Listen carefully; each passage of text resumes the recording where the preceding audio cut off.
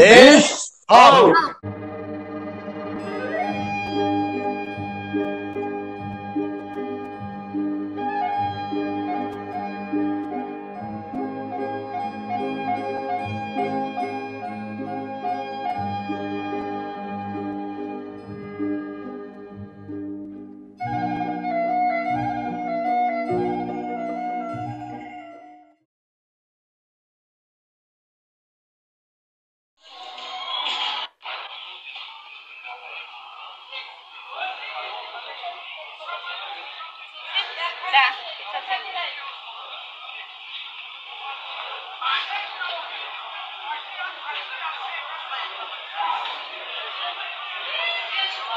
Oy adam bastı. Oy şukur beçoralar.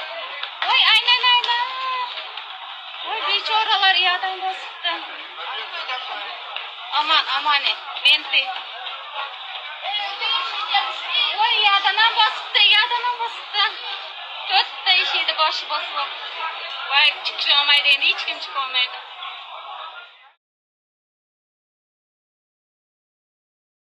Ahli dünya yalkımlı salam. Umida yine de sen bizim kanalımıza geldin. Hayır sen bize indi öz hareketlerin barada aytıp ber. Özün näme agırlıklardan, zatlardan geçenin barada aytıp ber. Hazırlıklarda çıkanın aytıp ber. Hazır interview da berdi näme üçün, nastoящее время üçün. Gelecekte Tamam. yana da başka yerler interview berer sebebi уже bize tazirlikler yazıp başladılar. İmne sen barada. Hı hı. Tamam. Başta şu sözüme başlamasından önce sana köp sağ olasın açacak. Bizlerin yanımızda durup şu elinden gelen hem mükemmel de otursun. Gece gündüz demeden. Edip duran işlerini göre otururuz. Köp sağ olsun için başta şunu ayıp geçeyim. Bu bizim Ee, borcumuz, Umida, bu bizim borç. Hemmemizin. Berde men, sen ya da başkalar diyen zat yok, bu bizim borcumuz. Biz даже birimiz bilen ılalaşmasak biz birimizin yanına bolmalı. Ine tamam. azat alıp giden de, merdan alıp giden de, ine şeyle zatlarda hemme zatı yattan çıkarmalı da halkın yanında durmalı. Senem halk, menem halk, hemmemizem halk. Sana da Tamam. yalkasın. Şu Azadı Aydayın ben hiç gürleşip görmedim. Yani videolarını görüyordum. Şu alıp giden vaxtları katı kıynaldım. Şu ir bilen durdum. Birinci işim şu oldu. Azad için çıkıp video nemetim çektim danı payladım. Hem yere YouTube'larda Oli Çarina koydu kanalına. Halmurat Ağa koydu kanalına. Şunu Aydayın dedim. Doğaydı için yalı doğru hemmemiz bir bulmalı şunu yalı kıyım günlerimizde. Endi men sorana başlayın. Şu yankı interview veren yerimizde hem aytıp geçtim. Ne 2019'un sonu 2020 yılın başlarında ben bu harekete girip başladım. Başlarında ben bu harekete geçip başladım. Şu ulu oğlum armiyadan gelen vaxtları Ece yanına gelen bir özün kıynalı otursun dedi. Ben gelip kümeye edeyim sana dedi. Böyle dedim son yoluna bilet aldık. Geçirmediler. Hiçbir sebepli yok. Geçirenler yok. Son benim kaharım geldi. Kaharım gelip şu zatları son şu önümden çıkan başta azatlığım izledik bizler. Diyecinem izledik. Kim kanala çıksa şu Türkmenistan hemşinden de bezakonye bolup duran yurtun içinde şunu ya adalatsızlıklar var. Adamların aydan gepleri kulağına yakıyor. Şu aralar son protestlere çıkmalı deyip başladılar. Şu vaxtlar son Halmurat Ağa önümden çıktı. Halmurat Ağa'nı dinledim. Bana biraz düşüncem aklıma uyup nəmədi başladı Halmurat Ağa'nın aydan zatları. Son şunu izlep başladık. Son şu vaxtlar proteze çıkmalı diyen bir pandemiya başladı şu dövrde. Pandemiya dövrü başladı. Son benim oğlumun ize gitmesi, aeroporttan geçirmesi, pandemiya dövrü, işsiz kaldım. Hiçbir konsuluk işgərləri, bizlerin ilçiler, Türkmenistan'ın konsulu, hiçbir bizlerin Türkmenistan'ın vatandaşlarına hiçbir yardım eden, kömək eden yok. Ne pasport taraftan, ne bu, ne mi diyorlar? Berde Türklerine görüyoruz, başka devlet, Özbekleri, Kırgız, başka devletlerden var. Konsul işgərlər, konsullar kömək ediyorlar. Yani bizlere hiçbir kömek yok. İşsiz oturuyoruz, işsiz kaldık. Yine şu hemen üst üstüne son ne oldu? Arak'tan ölen 60'a yakın Türkmen vatandaşı, Türkmenistan vatandaşı öldü. Şulam üstüne koşuldu. Son 27. April'de 2020 yılda Lebap'ta, Çarjou'da bir de Marıda. Tabii ki betbaxçılık oldu. Hemmesi üst-üste geldi. Mənim qonşularımın, mənim öyüp özümün öyüyüm, qonşularımın öyü, qarındaşlarımın öyü, nəçən bir ölümlərin xabarını aldıq. Son şulardan uğradılan xabarları nəm etməyə vaxtlar ildeşlərimiz uğradıyalar yönə ekranlara koymaya yol verenleri yok. Näme hakkı var? Bunların näme hakkı var? Adamlar siz havarlara çıkarmayanız. Jurnalist diyeler. Jurnalistler hiç kim sesini çıkarmaya. Yani prostoy halk öz başardığından video surat uğradan vakti ne için siz onları içeriye atyanız? Näme hakkınız var? Şu zatlar hemmesi üst-üste toplandı. Menem yüzümü o vaxtlar korkuyadım doğru. Hemme korkan yalı. Menem korkuyadım. Yüzümü yaşırıp ben ses uğradıp başladım. Halmurata 2-3 tane ses uğrattım. Son protestlara çıkmalıydım. Menem korkam yok. Korkulacak zat yok. Nem içinden de her kimin bir söz azatlığı var. Sen şu provinsiyadan yönetimden ne razı olsan sen bu zatları dile getirmeye hakkın var. Bu zatları Türkiye'ye gelip bize öğrendik. Adamlardan öğrendik. Biz Türkmenistan'da vakti kanunlarımızı bilmeydik bu zatları. Söz azatlığı var, kanunumuz var, hakkımız var bu zatları bilmeyenimiz için Türkiye'ye gelip öğrendik, gözümüz açıldı. Bu zatları aytma hakkımız var deyip benim patronumdan izin aldım yani cevap soradımdan çıktım bir nece protezlere çıktım. Yine şundan sonra az-azdan adamlar köpelip başladı, ağzı bir bulup başladı. WhatsApp grup açtık, Telegram grup açtık. Şunun bilen köpeliş başladık. Son bir dıvıtı diyen bir neme geldi. Ortaya çıktı. Naşı bilen son hasta adamlar uzaklaşıp başladı ve soğukluk dörep başladı adamlarda. Son Kemine bilen tanıştık. Halmurat abi bilen gürleşedik. Son şu bilen HESEM'e komitetine, Milli Halas Ediş Komitetine girdim. Dernek açtık şu vaxtlar. Dernek kuranından biri men. Kol çekenim. 3 tane Türkmen vardı, ondan biri men. 2017'de geldim. 2017'den beri ben hiçbir kaçak kalam yok. Dokumentalini şu vakit dokumentalini işliyordum.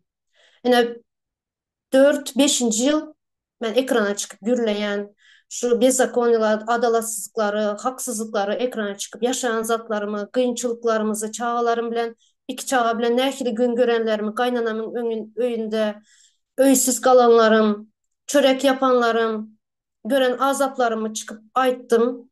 Bu doğru. Yaşayan zatlım. Ne için de ben yaşadım onu. Yaşanımı bilen.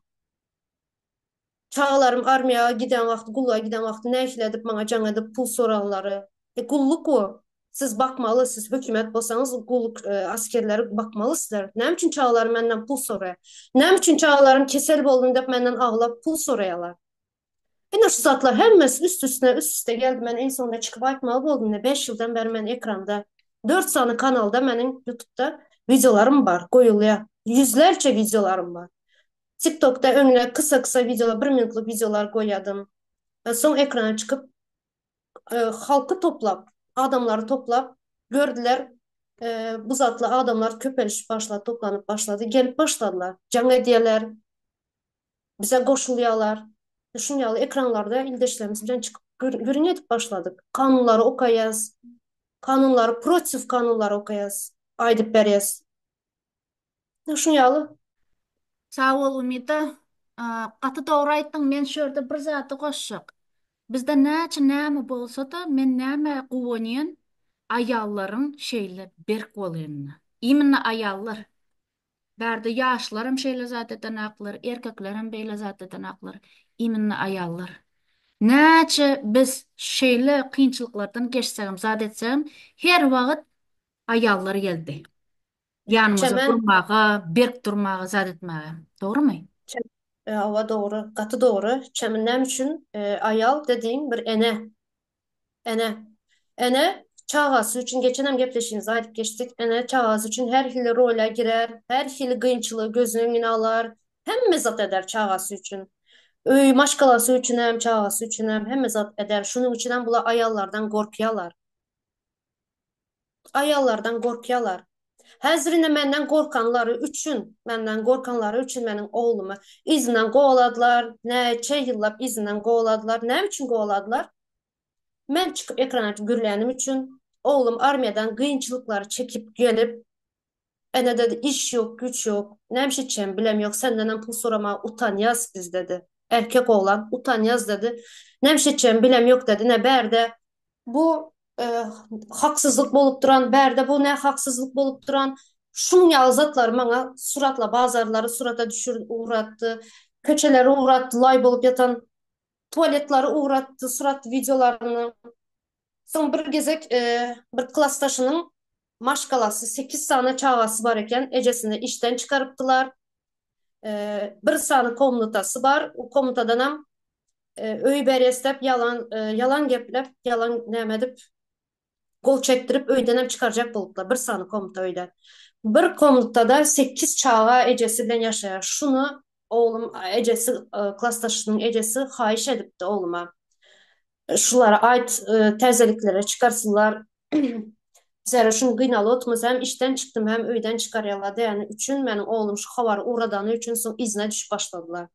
Hem benim sesimi kestirmek için hem oğlumun sesini kestirmek için. Yine şundan sonra oğlum yine geçen yıl 2024 yılın 8. yanvarına tutup fevralin 25-26'sı mı hazır çislası yadımda yok. Türmeye bastılar. Yine bir yıl oldu oğlum türmede oturaz. 3 yıl türmeye nimetler bastılar. Sebepsiz yere.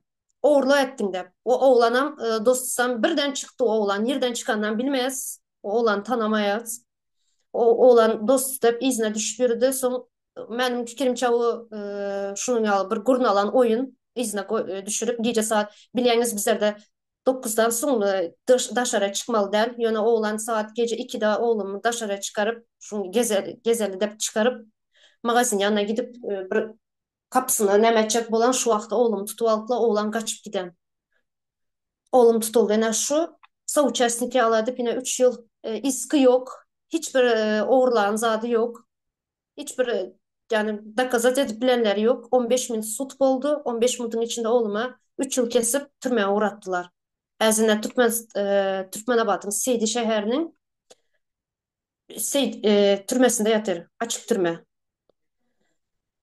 Mida bärde aýtaýynmy menem 2017-den 2018-e çenli Türkmenistany gezenimde meňem izimde sleshka boldy. Hemişe şeýle zatlary, provokativ zatlary etjek boldylar. Ýöne bärde meniň iň gowy eden zatym ýene-de aýtaýyn men jurist bolansoň hemme zat dokumentalny edip çykdym.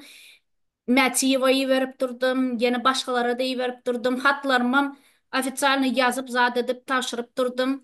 Bir zat olsa bir hepdeden menden ses eşitmeseň, значит meni уже aldılar. Так что сразу göni videolary papamyň şeýle ýagdaýda bolup duran videolar, men videolaram zatlaram nemetdim. Taýynlap goýdum da открыто mahama görüp birler ýaly üçin spesialny nemeden imoň üstünden zadyň üstünden açyk göwerip oturdum. Men bilýärdim olan men zatym okap oturanyny. Spesialny şoň üçin hemme zady bir-birden, hemme dokumentlar zatlary bir-birden iýerip oturdum, görsünler diýip. Meni birden meter bassalar, şeýle neme boljakdygyny. Olar basyp bilmediler, sebäbi etjek boldular. Bir näçe ýazak başjak boldular. Bir ýazak aporny punktda daşyzdy, bir ýazak nemede mahama çağırıp ýöne içeri işler ministrligi meni çağırdylar. Papamın videosunu görüp, ol daşı Holokost'ta şeyle videolar bolmadık, şeyle adamlar Holokost'ta da olaram bol qowu nemettiler, şekilleri qowudy. Papamın şekli onu içinden uğradıp öldürdüler. Papamı soňky ýoluna uğratmazdan öň biz nemeden de adamlar gelende Cenaze. owa papamın cenazasyny edende şonda papamın isem bolmady. Umida bize daşy neme buz almagam gerekmedi. Ene şeyle içinden uğradıp adamı şeydip öldürdüler. Kavirler aýdýarlar, senne hiç zat bolmady.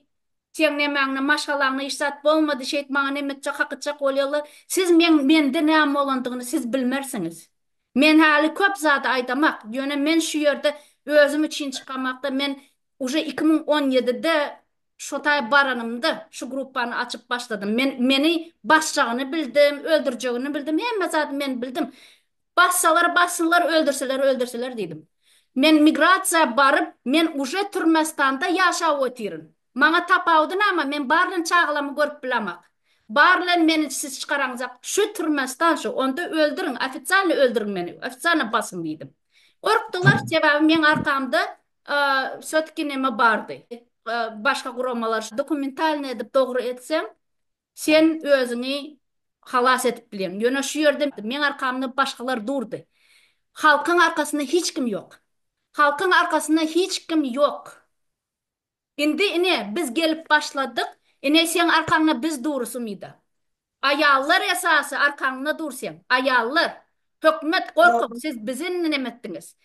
Siz arı öйceğini gördünüz, arı öйceğini gördünüz. Indi biz Yok, midana arkasında dururuz. Hemmesinin arkasında biz dururuz. Siz hazır birini al gitseniz orunu onsu çıkar. Merdan aldınız mı? Ine men çıktım. Men qaharımı getirdiniz. Indi men çıktım. Azatda men azadı halas etsemem Şoravno işe edip ötiydim, yana çıkman ötirdim. Yöne siz indi bizim qaharımızı getirdiniz.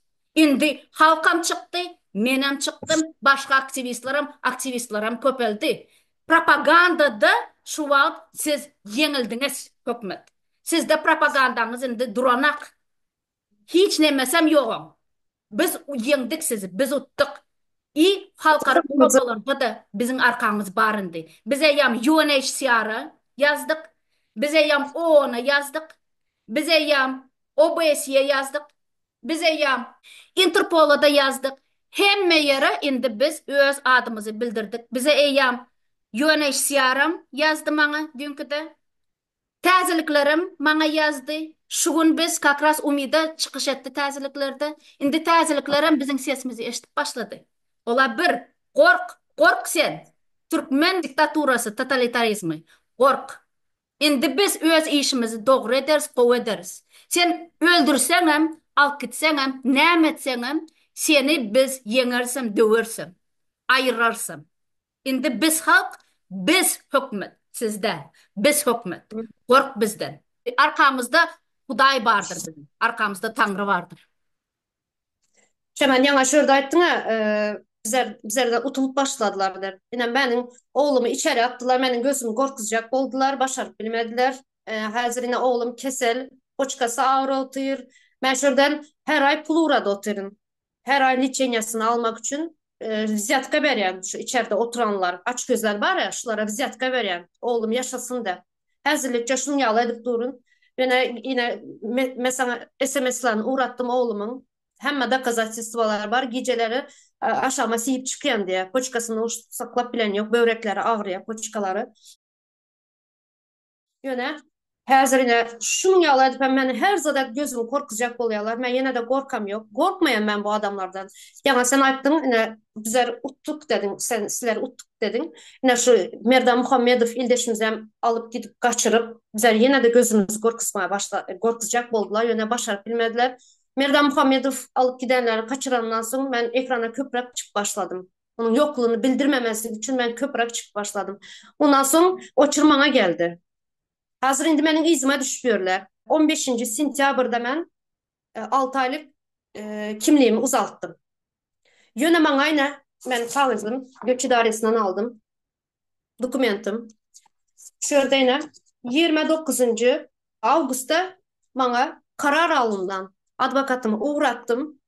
Neme bu dedim. Ben 2025. yılın yanvarında bana SMS geldi İş Bankası'ndan. Senin kimliğin doldu de. Sonra ben advokat vekalet daveres veren advokatım vardı. Şuna aytdım gidip gör neme oluyor dedim. Benim al vaktim var dedim. Nem için de 6 aylık aldım. 15. sentyabrda alan bolsam hani vaktim var dedim. Sonra gidip gördü göç idaresinden şu kağıdı aldı. Yine şurada yine. 24. oktyabrda benim kimliğimi iptal edilen. Kim tarafından? Ankara'da büyük ilçilik yani Türkmenistan'ın ilçhanasından karar alınıp provokasyon eylem, yani provokasiya edip adamları kışkırt edip bana şunu yağla edip benim bir aydan sonra kimliğimi alanından bir aydan sonra benim kimliğimi iptal edipler. Karar tarihiyem 29. Ağustos. Kemineni alıp gidenden sonra ben köp Kemine hakkında köp gepleşikler edip başladım. Şu vakta denk geliyor. Şu vakta denk geliyor Ağustos'ta. Yine indi son, ben indi izime düş başladılar. Bana bunlar bez zakon yani ne desem nelegalni bu zat edenler. Legalni bolan bolsa bana göç idaresinden sapşine gelerdi. SMS gelerdi. Senin kimliğin iptal oldu de. Şu karar boyunca da. Bana şu bankadan SMS gelmeyen bolsa ben bilmezdim. Ben daşara çıkan bolsa beni tutsalar benim kemine yalı. Ya Merdan Muhammed ildeşimiz yalı. Benim alıp kaçacaktılar. Benim alıp kaçardılar. Göre bunlar ne Türkiye bilen bunlar söz Türkiye'den geçiresiz Türk milleti bilen benim hiçbir problemim yok.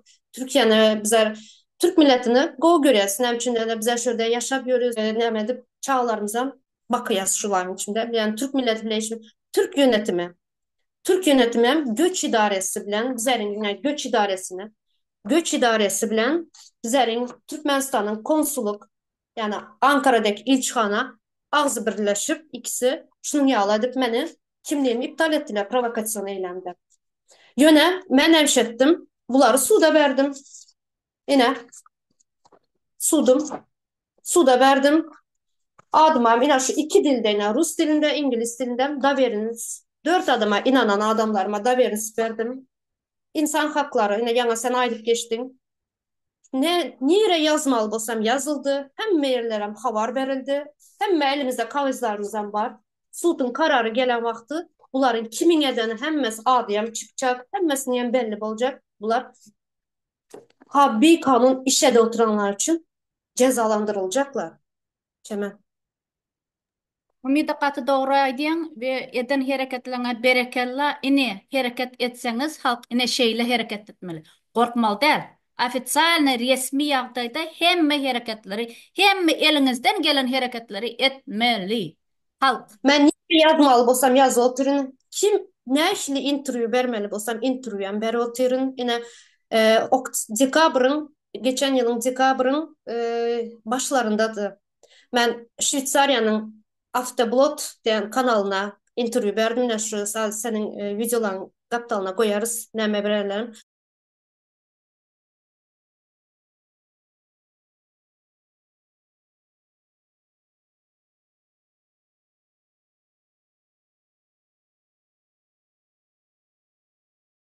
Ovadan depede Türkmen zenanlarını, Türkmenistan'ın zenanlarını ne işledip kıynayalar, nemeler azap görüyorlar Türkmen zenanları.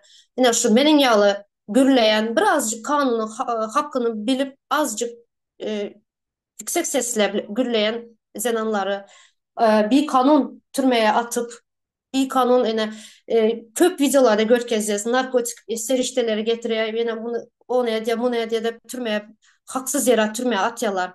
Yine şu zenanları nehle azap görenler ben aydıp verdim. Şu avadan tepeden binlerce adamlar bir kanın öldürülüp bir kanın havaram yok ölüsü mü dirisi mi hiç belirsiz adamlar yatır Türkmenistan'da bir kanun. Şular hakkında aydıp verenin intervüsyen var koyarız şurada. Ben korkmayan, beni korkuzup bilmezler. Ben korkan bolsam ekrana yüzümü açıp adımı, familyamı, telefon numaramı koyup çıkmazdım. Ben Türkmenistan'ın adamları adalatlı bir devlette yaşasın, çağlarımız bir adam yalı yaşasın, geleceği bolsun çağlarımızın deyip ekrana çıktım. Ben elimde şunu aşağına koydum. Hem özümü çağlarım hem adamları şu Türkmenistan'ın çağları için.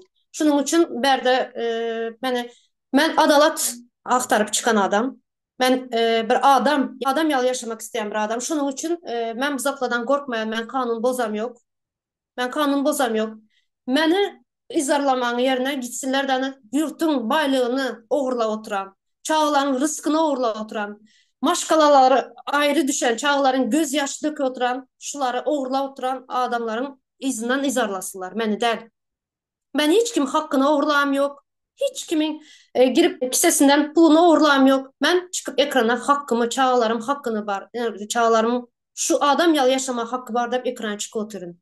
Şunun için bana Türkiye devleti yani Türkiye yönetimi bana şunun için Türkmenistan'ın eline verecek olsa bana Merdan Muhammedov ildeşimizi uğurlap gidip anırda benim türmeye atsalar benim dirim çıkmaz dirimi görmezsiniz ne için de bilesiniz nemeler bolyanını Türkmenistan'da. Şun yalı bilip durup bana Türkiye yönetimi bana uğratacak olsa uğratmasın beni berde ben özümü öldürün ingos şu.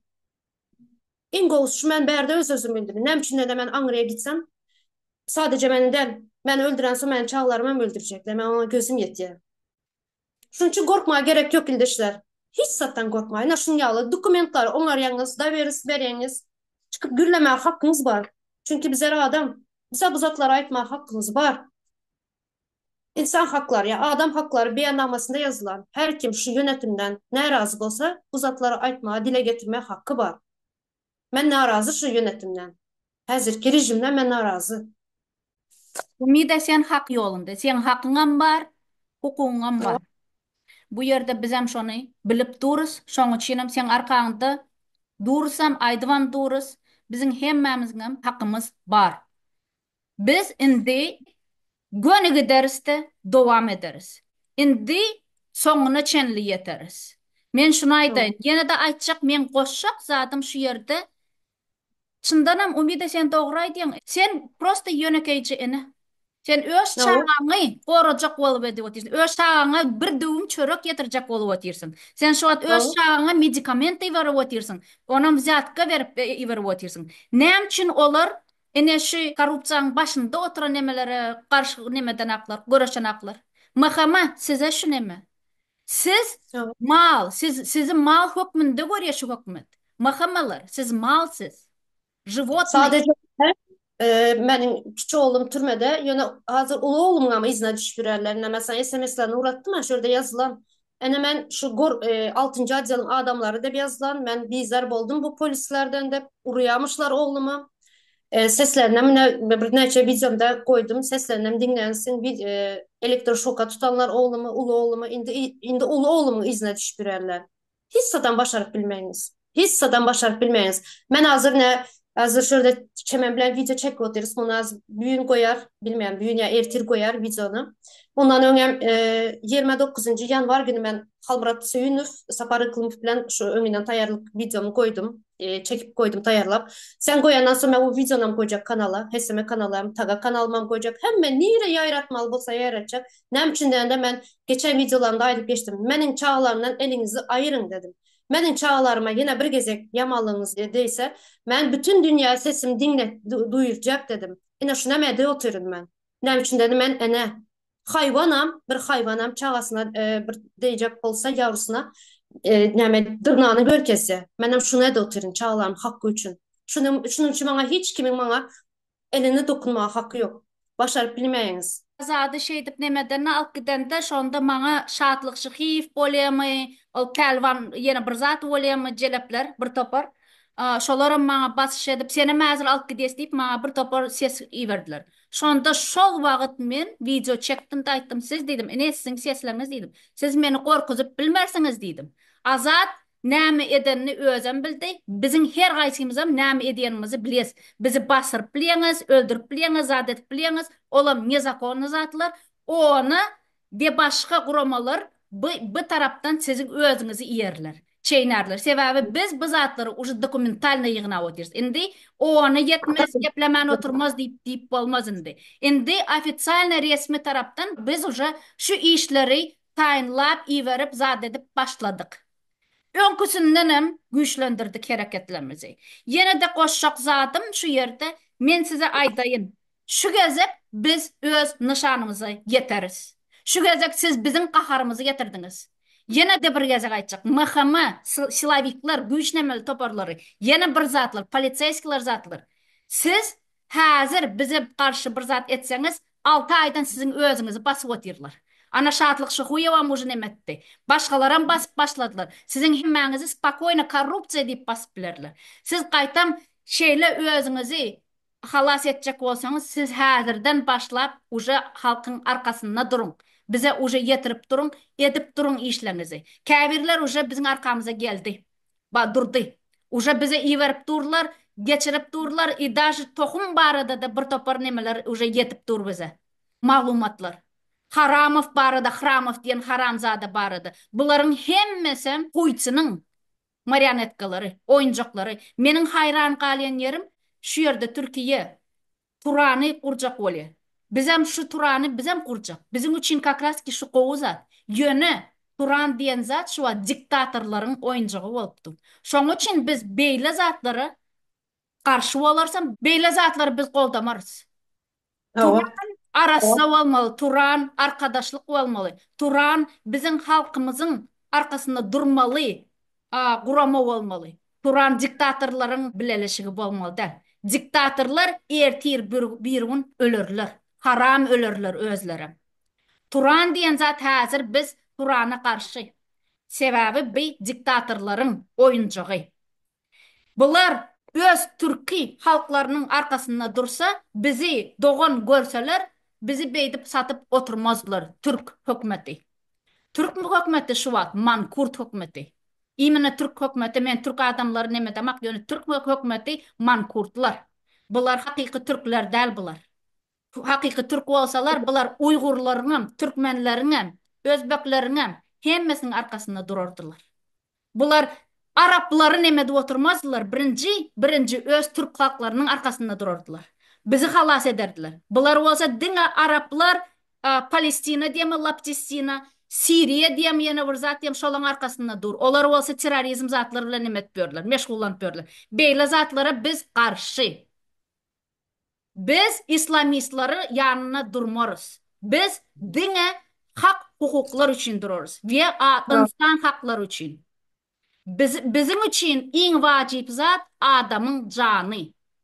Hawa. Şu da her Türkiye halkı adamın canı için görüşmeli ve durmalı. Hemmem yaşama hakkı var. Hava. Даже diktatörlerin yaşama hakkı var. Biz diktatörleri öldürmeriz. Например, şu zatlara karşı. Bunları öldürmeli. Biz aytsağım, это не значит, что biz şonu ederiz dige. Biz hak hukukun arkasında. Hawa. Kanuni yöre dersenmez adı. Yöne diktatörler prosto tak gitmez. Hawa. Yine çemen hemme zat kanun boyunca hemme zat yine dokumentlarımız golubam çekilen görsüler indi. İndi görsüler ya dayını. Indi olar men şordaydan senin daveriniz edenin birini bana verdin, birini başka nemelere verdin. Ene şu yerden men goni doğru aytayın. Siz hazır hükümet bir oyunları zatları etcek olsanız bizde уже официально umidadan daveriniz var. Anan çıkarttı değil mi şu daveriniz? Hawa. Aa, Kepilnama. Kepilnama. Hava, kepilnama. Umida bize hemme etmeli işlere ruhsat bereni barıdı. Siz onu tutan son ya da öldüren son ya yine bir zaten son bu zatlar bolup bilir. Umida men katı görme yöne menglenen bolup bilir, senglenen bolup bilir. Şoň için bu zatlar hakta açıkta bolşu yalık aydalı. Bolmasın Hawa. diyeyim da bolşu yalık aydalı. Hemme zat bolup bilir biz bilen. Ana sene yam Hawa. çağılana aldılar eline. Öldürecek bol. Hawa. Taştı Hawa bu bilýän. zatlar bolup bilir. Şoň için siz hazır umidanı alan vaxtınız size karşı bu полностью ona gidip полностью işler. Bir уже официальный документ. Çemen sana vizemi uğrattım özümün adımdan. İşte sen benim hemme işlerimi, yuridik işlerimi edip bilen vizemi uğrattım. Hemme başından geçirlerim, video çektim.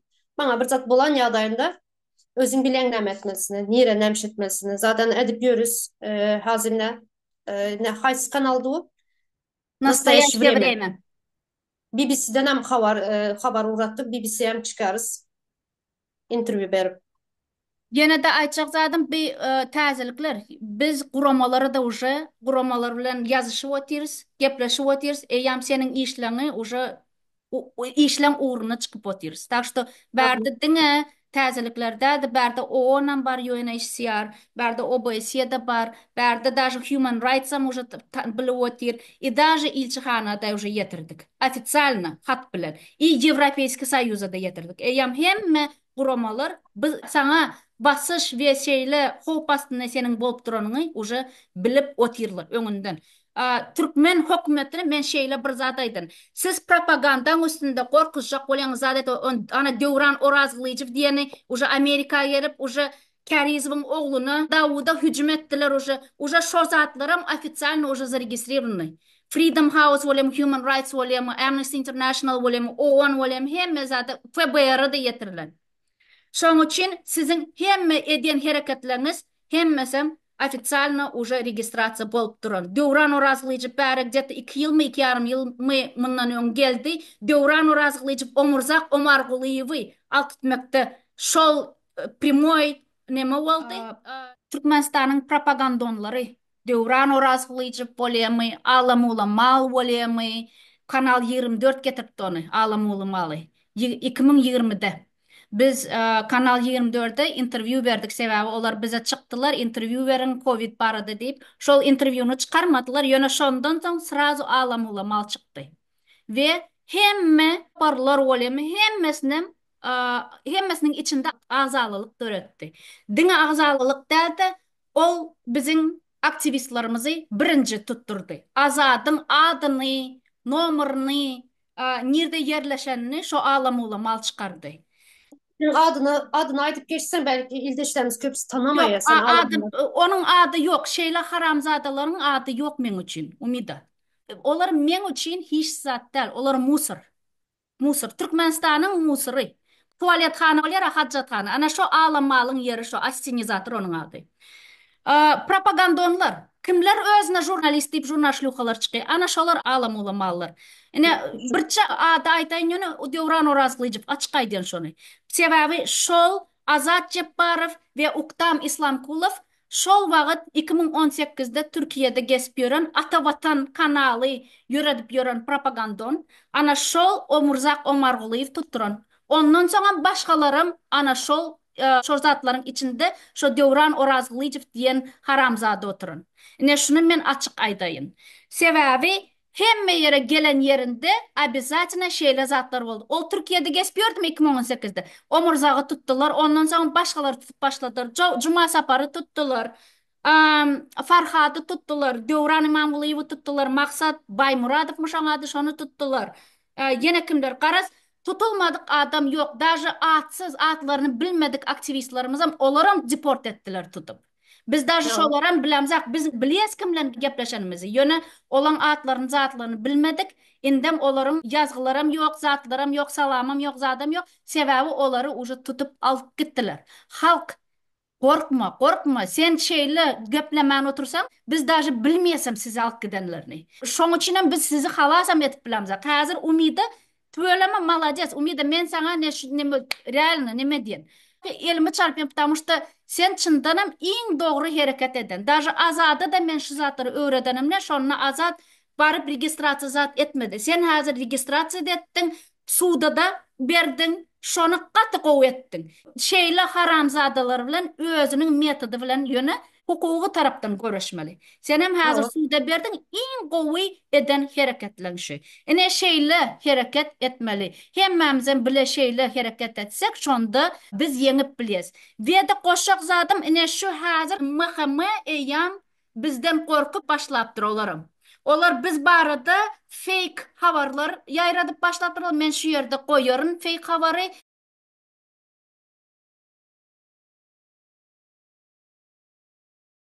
Защитниклар, юристler deyip konsultasiya berýäs deyip bizim adymyzdan surat ýaýratyp başlapdyrlar. Inanmaň, inanmaň. Biz hiç kime resmi konsultasiya beremizak.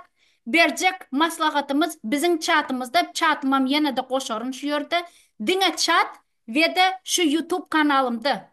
Hemme habarlar, hemme aýtjak zatlar. Men Facebook'ta yok, hiç başka yerlerde yok. Şoň üçin meniň adymdan ýa-da başga pravazachitliklaryň adymdan surat ýaýratsalar, konsultasiya berýäs ýene bir zat diýip ýaýratsalar, inanmaň, açmaň. Açsaňyz öz günäňiz. Bärde biz size kömek edip bilmeriz. Açmaň hiç zady. Sağ ol. Umid sana da söz. Oşoňdan garaýaly. Sağ ol. Şurada yan ayttın köp aktivistler tanımayas adını familiyasını vermediler yani bilmeyas. Belki ular hem deport edendiler de. Yine şu deport edenlerin sebepleri çünkü bizlerden o hükümet hazır Goşadırnak içinde hükümet deyin hazırki rejim aeroporta girenden adamlar sonra tutuyorlar. Sonra tutuyorlar, telefonunu alıyorlar. Şu bizlerden halktan yani bizlerden korku oturanların bir nemesi şu subutu. Doказательства şu. Yine sonra yine men hazırda menin izime düşüp başladı. Menden öňüne geçen bir aktivistler yine şu ekran çıkıp gürleyenleri kovalap alıp kaçırdılar. Şulara menin yağlı ekrana çıkıp video çeken bolsa, yani şunu yağlı dokument da veren bolsa kepilnama. Şu zatlar yine bizler izinde durup bilerdik şuna yine nemeler, projeşlikler izinde durup bilerdi. Yine şuları yine Merdan Muhammedov ildeşimiz şu zatta yetişmedi. Даже advokat tutulup yetişmedi. Kaçırdılar. Nirdeliğinden bu kamptan bu kampa iki üç kampı izine götürdüler danı izinden yok atıp alıp gittiler. Şu zatları yetiştirip bilmediler. Yine şu bizlerin akıldan, bilimden korkuyorlar bular. Korkuyorlar. Sonra yine bir zat koşun. Nire yazılmalı olsa yazıldı, ayrıldı. Oğlum içinden dokument toplan oturan. Şulara koşun dedim. Yani bular nem etmesin. Sessiz kal otur dep. Sessiz kalam yok. Yazılmalı yere yazılı otururlar. Yazı otururlar. Şu oğlum içinden dokument toplandı. Hem SMS'ler hem var. Bizlere oradan. Ses zapisleri hem var. Hem zadı var. Uç gidecek yerine gitti yani havarımız bolsun. Şunu koşayım dedim. Ben hazır başka koşacak zadım yok çemen. Köp sağ ol. Çağıranın için gepleşini. Umida Tangri yalqasın sana da güç kuvvet sana biz yanındadır. Näme olsa da näme olsa da harekete bereket diyorlar. Devam ederiz. Yine de aytacak zadım ne sen aydiyan merdanı şey edip neme vermediler, advokat vermediler. Ne şulam Türkiye devletinin, Türkiye işçilerin kanunsuzluğu barada suvut. Şulam gelecekte ulanılır. Biz taraftan Türkiye karşı. Sebebi bir kanun işler. Bir нарушение прав человека. Ona şu zatları biz hükman dokumentalna hemmesini yığnap yetirip otiririz уже. Belkim hazır bolmaz onlara bürokrat doğru. Bu organizatsiyalarına hemmesen bürokrat. Çoğu için hiç saat şol vaqt bolmuyor. Bolan vaqti bolmuyor. Birçe bize kömek etbilecek nemeler organizatsiya ilçihana ona da bize уже nemettik. Olar bilen gepleşip otiririz. Human Rights Watch ve şeyle nemeler, kurumalar. OON ve OBSE şeyle yerler tiz etmiyorlar. Yani tiz etmese de bizim işimiz yerine уже yetip dur. Bize yan bir topar suutları yığnadık. Bir adam hakta del, iki adam hakta del. Уже bir topar adam hakta. Azat var, Cuma Saparı var. Olar barda mene polностью dokumentalne hemme nemeler var, suutlar. Sen bar, Merdanın suutları. Bir topar уже aktivistleri. Özlerinin ne de suut уже. Neçe aktivist alkıtları ya. Şolam Ya, suut. Olar ya, özleri arkayın edip yörendirler. Yani olar özleri, öz uyruğunu özleri deyişlerler. Nesip bizim ona yeteriz. Biz katı çıdamlı. Türkmenler bar ne mi diyorlar? Türkmenin koşu dura bara diyorlar. Biz çıdamlıdırız. Yani biz yeteriz yerine. Umida sen уже yendin şu hükümeti. Sen уже ya. yendin. Berekallah. Şu demaydın benim iki tane advokatım var. Biri adam hakları advokat. Türkiye'nin adı belli advokatı. İkincisi bazı işine de oturan advokat. Şu demaydın geçin. 6 ay bundan ön tutuldu advokatlar. Tanrı yalkasın Umida. Şeyde Sana devam edip dururuz hareketlerimizi. sağ ol. Gözüne kovu Sağ ol. seyret. Halk Hokman şu hareketleri edip durun. Daşı yüzünüzü açmasanız hem bize hemme subutları iyi verip dursanız, daşı sesleriniz hem iyi verip dursanız, şolum hareket. Indi biz köpeldik. Hakikatten hem köpeldik. Bana bir topar adamlar ucu yazıp başladılar, iyi verip başladılar. Umida sen hem iyi verip dursan bana bir topar zatları. Biz ne birleştik, cevisleştik. Indi biz inanyan şu bizim sonunu yeteceğimizi. Şunu bir zat koşun Geleceğimiz. alamulalar dedin ya yana bir vakti Allah. adına düşen koşulalı birleşeli diye yine bize birleşip başladık. Yine Allah. bunun yanı birleşmeli. Allah. Allah. Qaytan bular bizi çındanan birleştirdiler. Cevisleştirdiler. Mahtumulin aytışı yalı. Ahırı biz Ha, cevisleş başladık. Biz даже ayratin etsek biz общий iş edip oturuz. Hem aktivist, her aktivist. Şu anda aktivistlerin hem mesela ben de düşünüp başladım. Ben görüp oturayım. Kabir aktivistlerin даже çıkışların zatlarını gören, уже даже aktivistler hem birazrak nem etip başladılar. Akıllı hareketler etip başladılar. Ana şeyle iş etmeli. Biri ya, birine seyretmeni, zat etmeni, prosta öz, her kaysam öz işini etmeli. Ene şonunu ya. biz bir neme yeteriz. Biz utarız, biz yeneriz. Nesibeden. Arkamızda da Tanrı var. Yendik bize Rucu Çeme. Yendik, yendik. Sağ ol, Sağ Mahmut. ol. Sağ ol.